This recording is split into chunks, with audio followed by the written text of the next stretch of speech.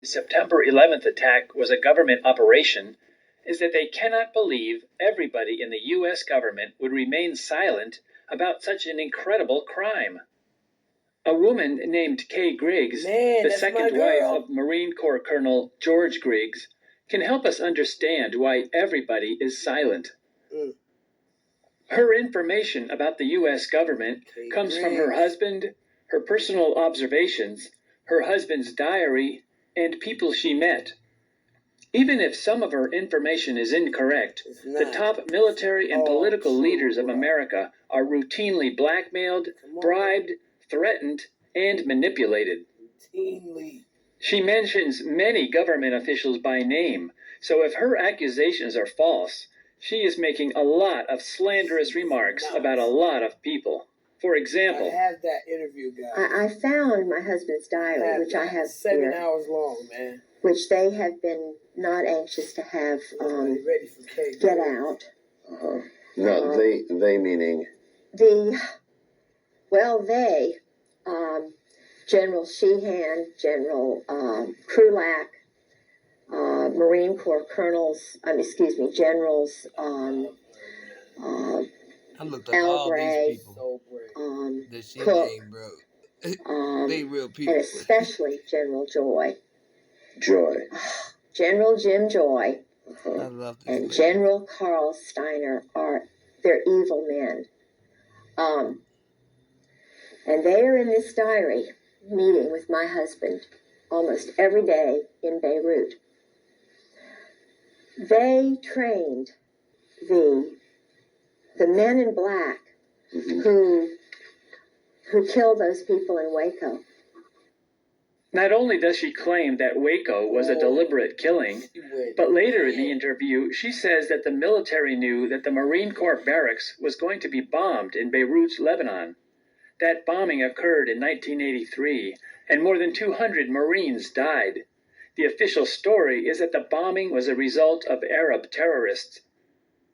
She doesn't explain why the military would allow hundreds of Marines to die, so we are left to wonder if the bombing was intended to give the Marines an excuse to get out of Lebanon, or if it was intended to create anger towards Arabs.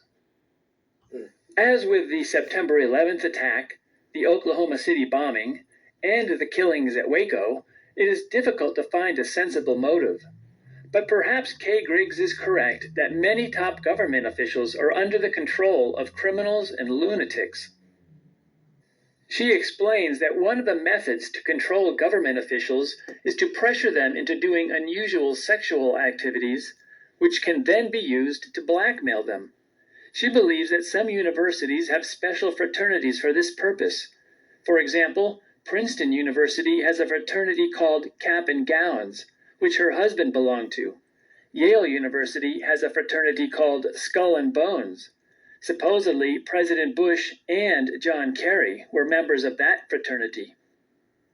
To most people, and to some of its members, these fraternities are meaningless organizations.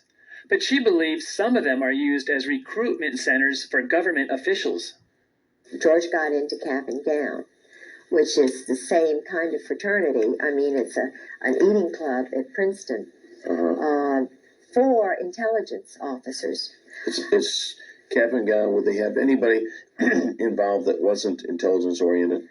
Football players and so forth. But I have a feeling that Cap and Gown has a lot of intelligence officers and boys who may have been raped. Of course, they never talk about it.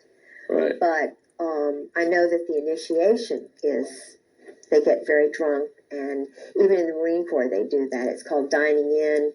They have the shellback ceremony. They do a lot of homosexual enticement. The boys are, when they come in, when they're new recruits, they strip them nude, they violate their personal parts. There's a lot of that is going on. What about even now. Tailhook? Yeah. Is there a connection? Yeah, sure, because the cream of the crop is doing this. They're having group sex parties. And that was a Navy operation too, wasn't it? Yeah. She points out that tailhook has a double meaning. You Sure. know what tailhook means, don't you? No, what is tail hook? He's Uh-oh. so I got a feeling. genuine, Is bro. it a homosexual reference? Yeah, sure. Really? Sure. Did you know that, Steve? Isn't it something? Yeah. The average person on the street has no idea. Yeah. She accuses a Marine Corps general of being a cherry Marine. What I want to tell you about General Al Gray, my husband was the chief of staff for General Al Gray, who was the commandant of the Marine Corps. And I probably shouldn't say this on the tape, and you all can get rid of it, but he's a homosexual. Great. Gray. Okay. He's what they call a cherry Marine. She then describes the initiation ceremonies in more detail and noticed that her husband is one of the sources of this information. I mean, if this really got out, that these guys are all inducted because they've got some kind of homosexual Right. thing on them. Indoctrination. Or induction. They